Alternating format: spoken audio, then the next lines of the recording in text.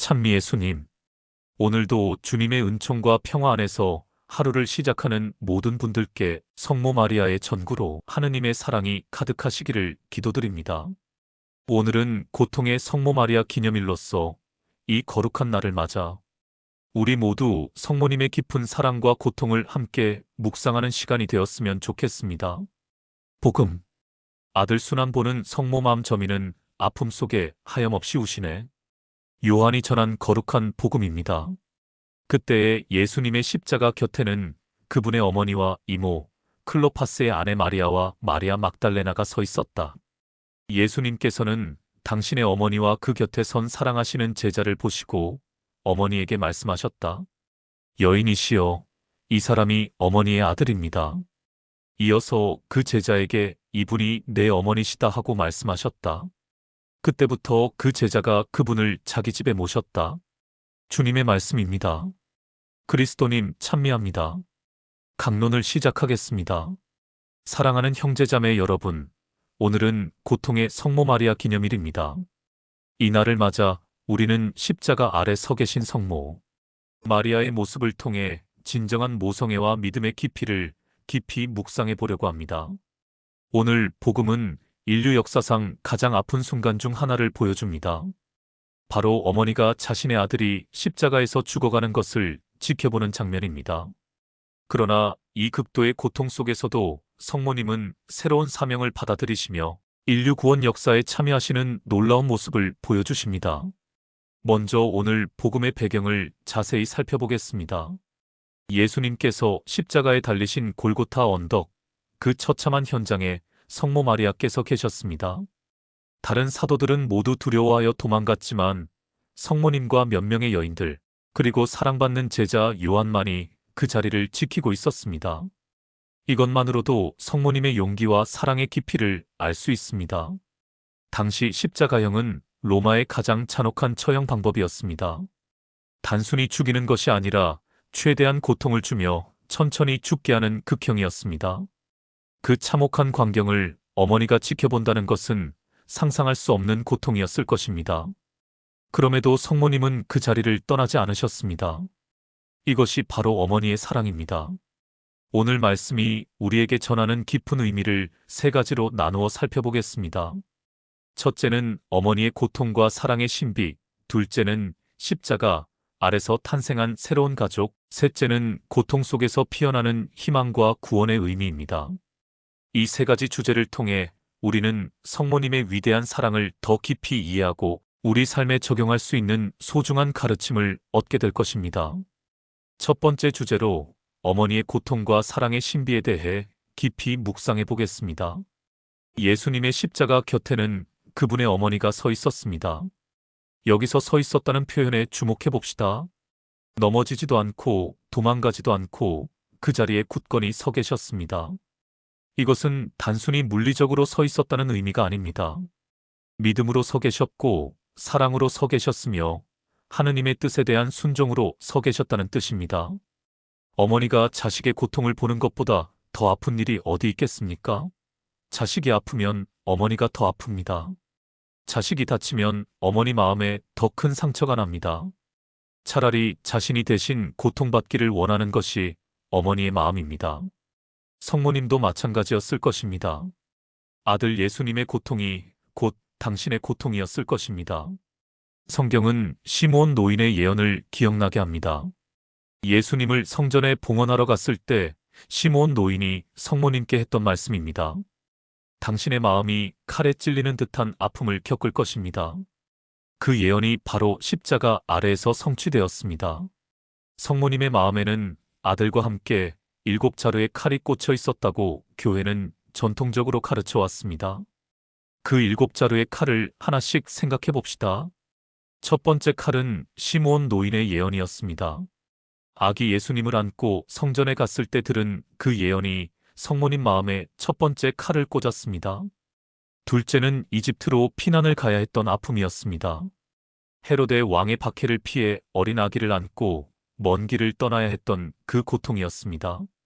셋째는 예수님을 성전에서 잃어버렸을 때의 고통이었습니다. 사흘 동안 예수님을 찾지 못해 얼마나 애가 탔겠습니까? 넷째는 예수님의 공생활 중에 겪으신 여러 고난들이었습니다.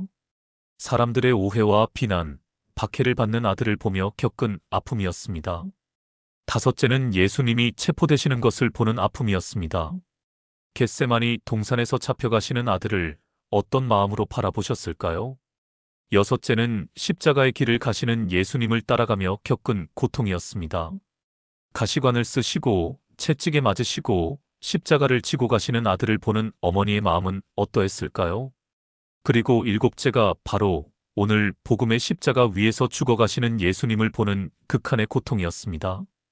이 모든 칼들이 성모님의 마음을 찔렀지만 성모님은 끝까지 견디셨습니다. 그러나 성모님은 이 모든 고통 속에서도 원망하지 않으셨습니다. 절망하지도 않으셨습니다. 하느님을 원망하거나 운명을 탓하지도 않으셨습니다. 오히려 하느님의 뜻을 받아들이며 끝까지 믿음을 지키셨습니다. 이것이 진정한 어머니의 사랑이며 진정한 믿음의 모습입니다. 성모님의 이런 모습은 오늘날 우리에게도 큰 교훈을 줍니다. 우리 주변에는 성모님과 같은 어머니들이 많이 계십니다. 자식의 병을 보며 함께 아파하는 어머니들, 자식의 실패를 보며 가슴 아파하는 어머니들, 자식의 고통을 대신 짊어지고 싶어하는 어머니들이 있습니다. 이들 모두 성모님의 마음을 나누고 있는 것입니다. 어머니의 사랑에는 몇 가지 특징이 있습니다. 첫째, 조건이 없는 사랑입니다. 자식이 잘하든 못하든, 성공하든 실패하든, 착하든 못되든 상관없이 사랑합니다. 둘째, 변하지 않는 사랑입니다. 시간이 흘러도 상황이 바뀌어도 자식이 어른이 되어도 어머니의 사랑은 변하지 않습니다. 셋째, 희생하는 사랑입니다. 자신을 희생해서라도 자식을 위해 모든 것을 바칩니다. 넷째, 용서하는 사랑입니다. 자식이 아무리 잘못해도 용서하고 다시 품어줍니다. 이런 어머니의 사랑이야말로 하느님의 사랑을 가장 잘 보여주는 것입니다. 하느님께서도 우리를 이렇게 사랑하십니다. 조건 없이, 변함없이, 희생적으로 용서하며 사랑하십니다. 그래서 성모 마리아는 하느님의 사랑을 가장 완벽하게 보여주는 분이시며 모든 어머니의 모범이 되시는 분입니다. 현대 사회에서 어머니의 역할이 많이 달라졌지만 본질적인 모성애는 변하지 않습니다. 여전히 어머니들은 자식을 위해 자신을 희생하며 무조건적으로 사랑하며 끝까지 포기하지 않습니다. 이런 모든 어머니들이 바로 성모 마리아의 모습을 닮아가고 있는 것입니다. 잠시 눈을 감고 묵상해 봅시다. 나를 낳아주시고 길러주신 어머니의 사랑을 생각해 보십시오. 그 사랑이 얼마나 크고 깊은지 느껴보십시오. 내가 어릴 때부터 지금까지 어머니가 나를 위해 흘린 눈물, 바친 기도, 감수한 고통들을 떠올려 보십시오.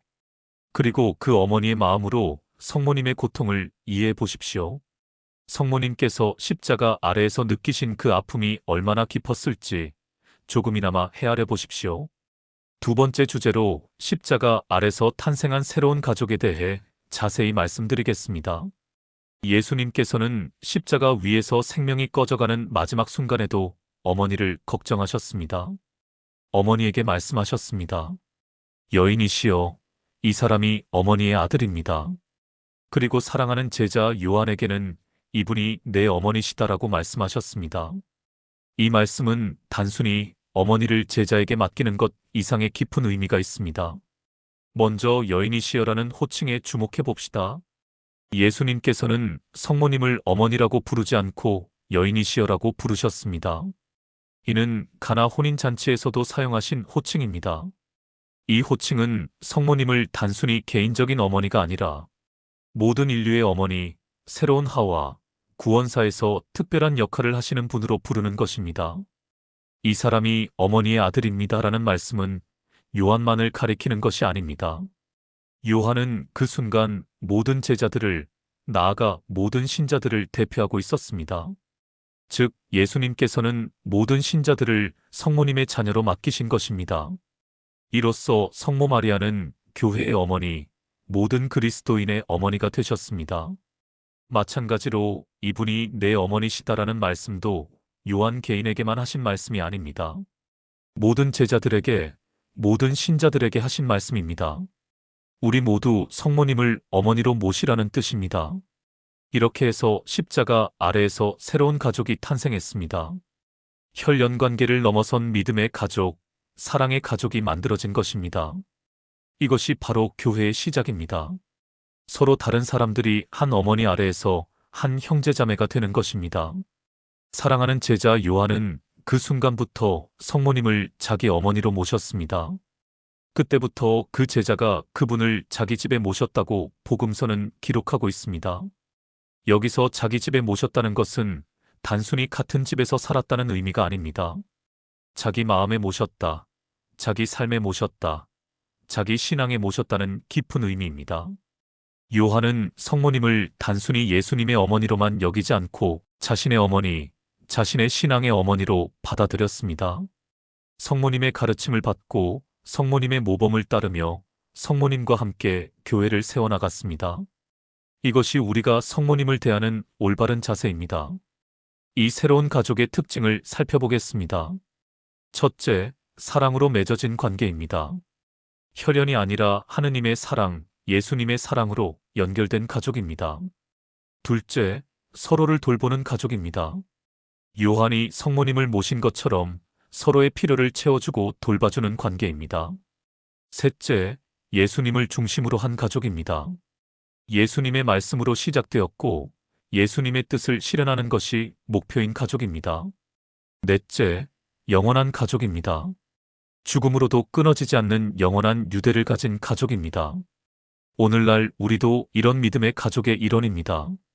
같은 본당 신자들, 같은 교회 공동체 구성원들은 모두 믿음의 가족입니다. 우리는 모두 성모님을 어머니로 모시고 서로를 형제자매로 여겨야 합니다. 이것이 교회가 추구하는 공동체의 모습입니다. 현대 사회에서는 전통적인 혈연 가족도 점점 해체되어 가고 있습니다. 핵가족화, 개인주의, 이혼 증가 등으로 인해 가족의 유대가 약해지고 있습니다. 이런 시대의 믿음의 가족은 더욱 소중한 의미를 갖습니다.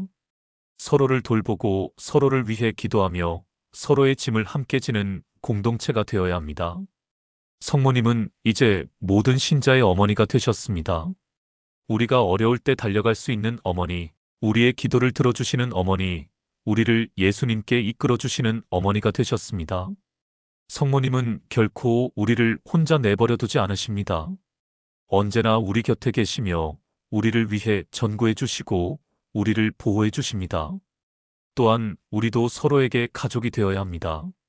혈연으로는 남이지만 믿음으로는 한 가족입니다.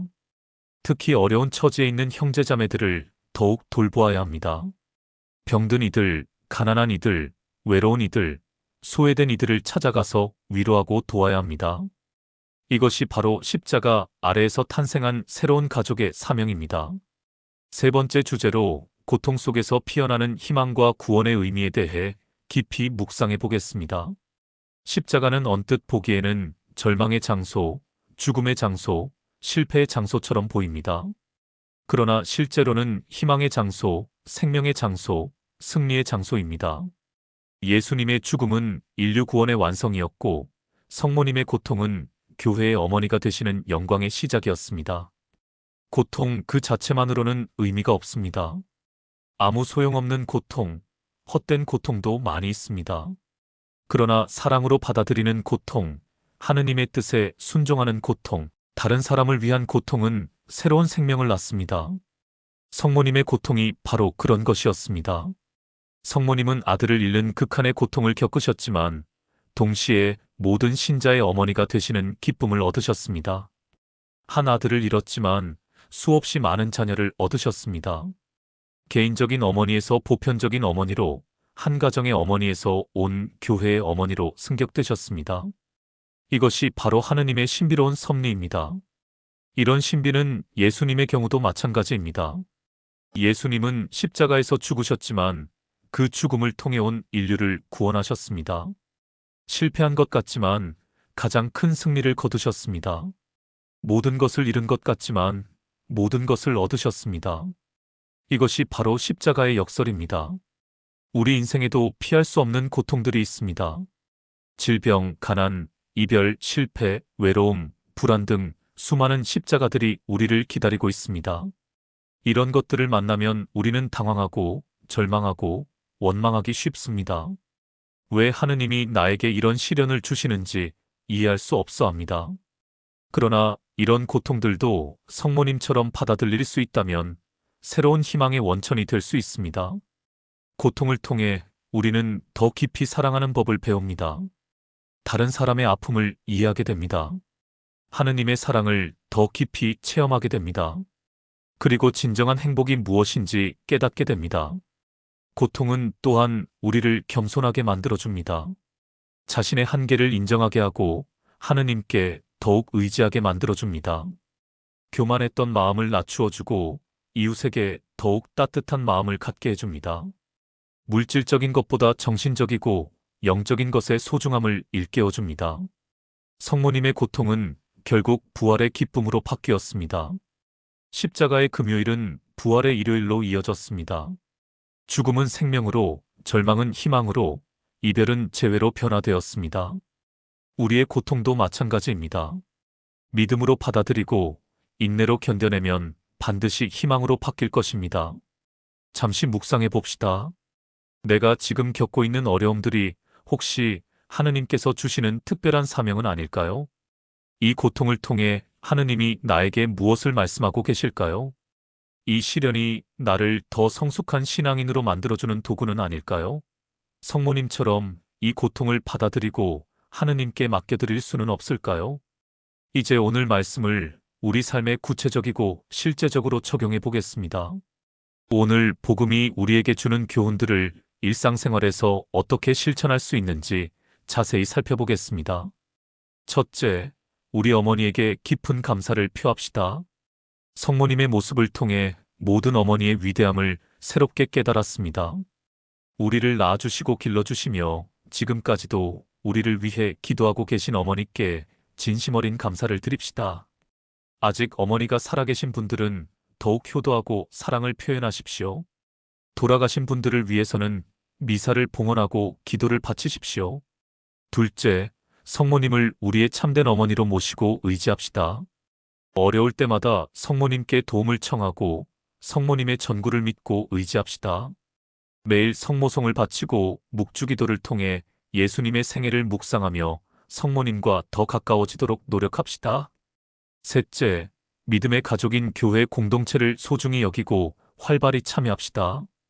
본당 공동체, 신앙단체에서 만나는 형제자매들을 진정한 가족으로 받아들입시다.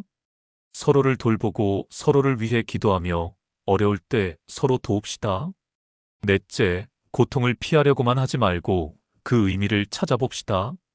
내가 겪는 어려움들 속에서 하느님의 뜻을 찾아보고 그것을 통해 더 성숙한 신앙인으로 성장하도록 노력합시다. 다섯째, 다른 사람의 고통에 함께해주고 위로해줍시다. 성모님이 십자가 아래에서 예수님과 함께 하셨듯이 우리도 고통받는 이웃들 곁에 머물러 줍시다. 위로의 말 한마디, 따뜻한 손길 하나가 큰 힘이 됩니다. 병원에 입원한 교우를 문안하고 상을 당한 가정을 위로하며 어려운 처지에 있는 이웃을 도웁시다.